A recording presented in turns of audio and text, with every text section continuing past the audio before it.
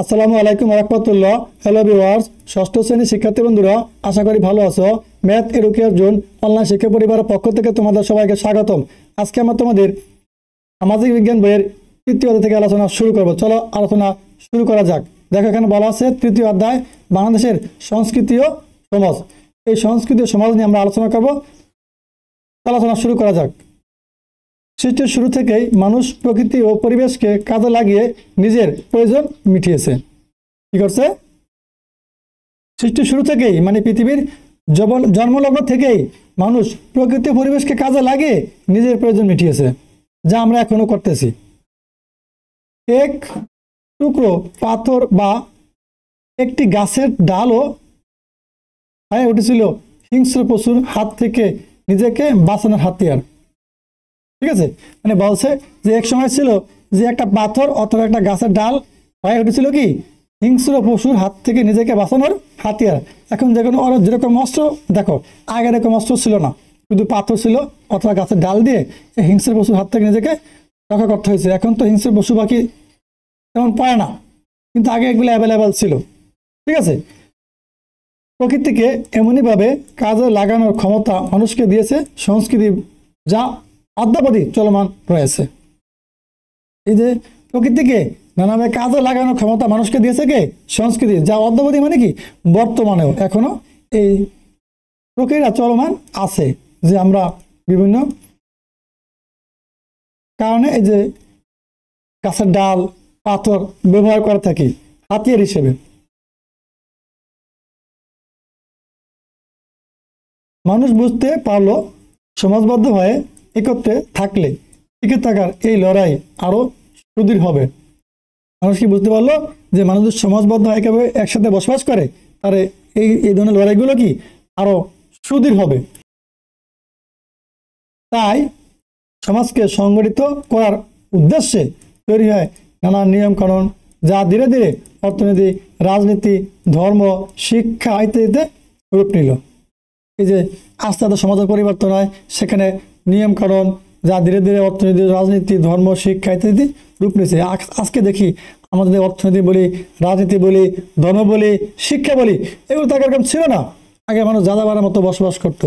আস্তে আস্তে আস্তে আস্তে পরিবারের, সমাজের, সংস্কৃতির পরিবর্তন আসতে থাকে। তখন মানুষের মধ্যে বিভিন্ন চিন্তা চেতনা থেকে এই রাজনীতি কও, ধর্ম কও, শিক্ষা কও, অর্থনীতি কও, এগুলোর চিন্তা চলে আসে পর্যায়ক্রমে। সমাজের মানুষের আনন্দ, বিনোদন ও কল্যাণের জন্য তৈরি হলো নাচ, গান, সাহিত্য, আরো কত কি। যে শুরুতে এই যে আনন্দ, বিনোদন এবং কল্যাণের জন্য এই যে নাচ, গান, সাহিত্য কিছুই ছিল না। পর্যায়ক্রমে এগুলা এই মানুষই নিজের চাহিদা পূরণ করার জন্য পর্যায়ক্রমে সৃষ্টি করেছে, তৈরি করেছে।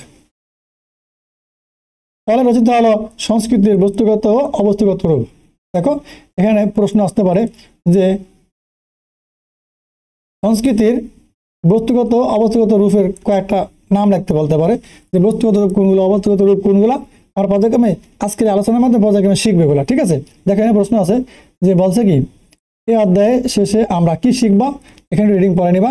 আমরা আলোচনা করব পার্ট 1 সংস্কৃতির ধারণা। শুধু আমরা সংস্কৃতি নিয়ে আলোচনা করব, সংস্কৃতি কি সেটা জানবো।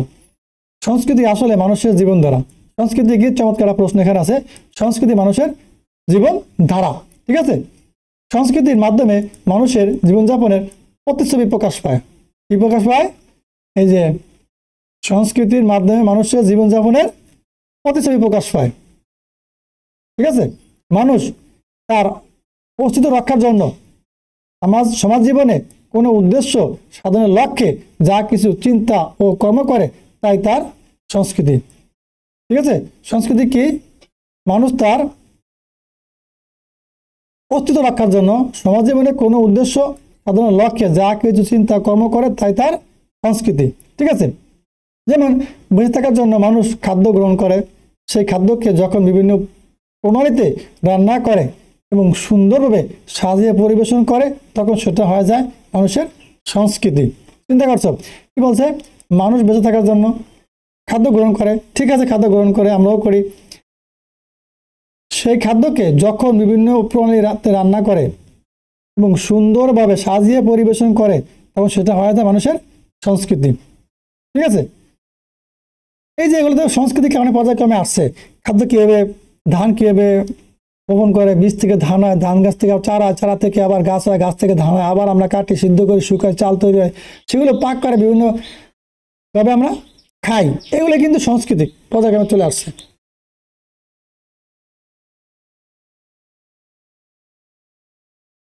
মানুষ যখন লিখতে শিখলো তখন প্রথমে পাথরে খোদাই করে কিংবা গাছের ছাল বা পাতা লিখতো। করছো, মানুষ যখন লিখতে শুরু করলো বা জানতো যে লেখা যাবে, তখন এই লেখা আবিষ্কার করছে মানুষই। তখন প্রথম পাথরে খোদাই করে কিংবা গাছের ছাল বা পাতায় লিখতো। প্রথমে আজকের দিনের মতো কাগজ কলম ছিল না, ঠিক আছে। এগুলা তারা প্রথমে খোদাই করে পাথরে লিখতো অথবা গাছের ছাল বা পাতায় লিখতো।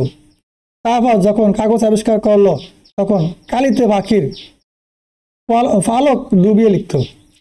খেয়াল করো, তারপর যখন কাগজ আবিষ্কার করলো তখন কালিতে পাখির পালক ডুবিয়ে লিখতো। পাখির পালক কি বুঝো? যে ডানা দিয়ে পাখি ওড়ে, সেই ডানা দেখো, বিশেষ করে কবুতর, মুরগি, তোমরা দেখো না, ওই যে আমরা বলি পর, গ্রাম বাংলা ভাষায় বলে কি পর, এই পর ওই কালি ভিতরে ডুবে এই বুঝে মুছে মুছে বাস করে লিখতো, ঠিক আছে। ঠিক আছে, তারা বলছে এখানে ধীরে ধীরে মানুষ কলম তৈরি করে কাগজের উপর লিখলো।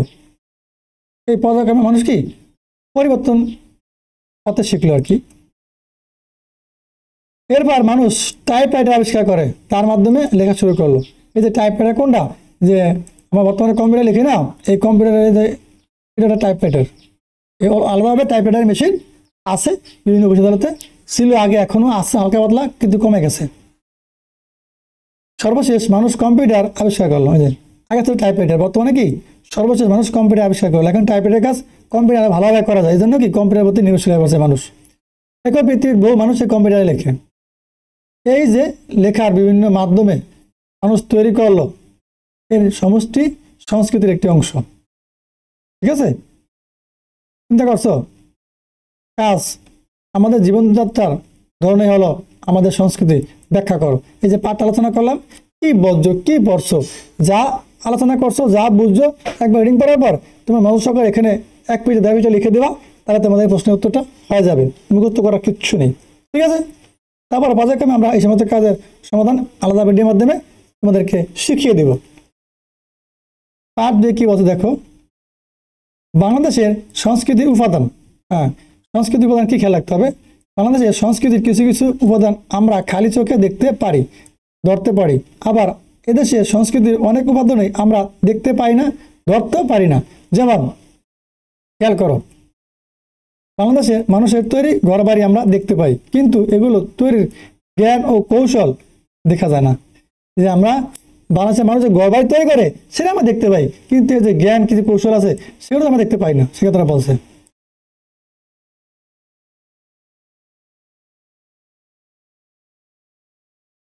এদিক থেকে বিবেচনা করলে মানুষের সংস্কৃতির উপাদানসমূহকে 2 ভাগে ভাগ করা যায়। আমরা আগেও পড়েছিলাম যে এই থেকে বিবেচনা করলে বাংলাদেশের সংস্কৃতির উপাদানসমূহকে 2 ভাগে ভাগ করা যায়। যথা 1 নম্বরে এই যে বস্তুগত বা দৃশ্যমান উপাদানসমূহ, 2 নম্বরে অবস্তুগত বা অদৃশ্য উপাদানসমূহ। তাহলে উপাদানের উপর বা সংস্কৃতির উপর ভিত্তি করে বাংলাদেশের সংস্কৃতি কয় ভাগ করা যায়? 2 ভাগে। বা সংস্কৃতির উপাদানকে কয় ভাগ করা যায়? সংস্কৃতির উপাদানকে 2 ভাগে ভাগ করা যায়। একটা হলো বস্তুগত বা দৃশ্যমান উপাদান, 2 নম্বরে অবস্তুগত বা অদৃশ্যমান উপাদান, ঠিক আছে। এখন দেখো দৃশ্যমান উপাদান কি আমরা জানবো। এদেশের সংস্কৃতির বস্তুগত উপাদান সমূহ হচ্ছে কি, খেয়াল করো, সংস্কৃতির বস্তুগত উপাদান কি, পরীক্ষা এমসিকিউতে আসবে, 1 মার্কে আসবে, তারপরে সংস্কৃতির প্রশ্ন আসতে পারে, ক নম্বরে এই প্রশ্ন আসতে পারে যে মানে সংস্কৃতির কয়েকটি বস্তুগত উপাদানের নাম লিখো। দেখো এখানে বলা আছে যে বিভিন্ন ধরনের কারিগর, আসবাবপত্র, পোশাক, যানবাহন, খাবার, তাদের উপকরণ, বইপত্র ইত্যাদি, এগুলো কি সংস্কৃতির বস্তুগত উপাদান। তাহলে সংস্কৃতির বস্তুগত উপাদান কি, আমি আবার বলি, বিভিন্ন ধরনের বাড়ি, আসবাবপত্র, পোশাক, যানবাহন, খাবার, চাষাবাদের উপকরণ, বইপত্র ইত্যাদি, এগুলো কি সংস্কৃতির বস্তুগত উপাদান। পরীক্ষা আসবে, খুবই গুরুত্বপূর্ণ প্রশ্ন এখানে। এবার আমরা জানবো আমাদের সংস্কৃতির অবস্থাগত উপাদান কোনগুলো তা খেয়াল করো। এখানে বলছে কি দেখো, এই যে আমাদের সংস্কৃতির অবস্থাগত উপাদান সমূহ হচ্ছে কি সামগ্রিক জ্ঞান, মনোভাব, দৃষ্টিভঙ্গি, ধর্মীয় বিশ্বাস ও নীতিবোধ, ভাষা, বর্ণমালা, শিল্পকলা, সাহিত্য, সঙ্গীত, আদর্শ ও মূল্যবোধ, জ্ঞান বিজ্ঞানের বিভিন্ন শাখা প্রশাখা ইত্যাদি। ঠিক আছে, তাহলে আমরা আমাদের সংস্কৃতির অবস্থাগত উপাদানগুলো কি এখন ভালোভাবে আরেকবার শিখে নেব, এগুলো পরীক্ষা প্রশ্ন আসবে। খেয়াল করো, আমাদের সংস্কৃতির অবস্থাগত উপাদান সামগ্রিক জ্ঞান, মনোভাব, দৃষ্টিভঙ্গি, ধর্মীয় বিশ্বাস ও নীতিবোধ, ভাষা, বর্ণমালা, শিল্পকলা, সাহিত্য, সঙ্গীত, আদর্শ ও মূল্যবোধ, জ্ঞান বিজ্ঞানের বিভিন্ন শাখা প্রশাখা, এগুলো কি আমাদের সংস্কৃতির অবস্থাগত উপাদান। ঠিক আছে,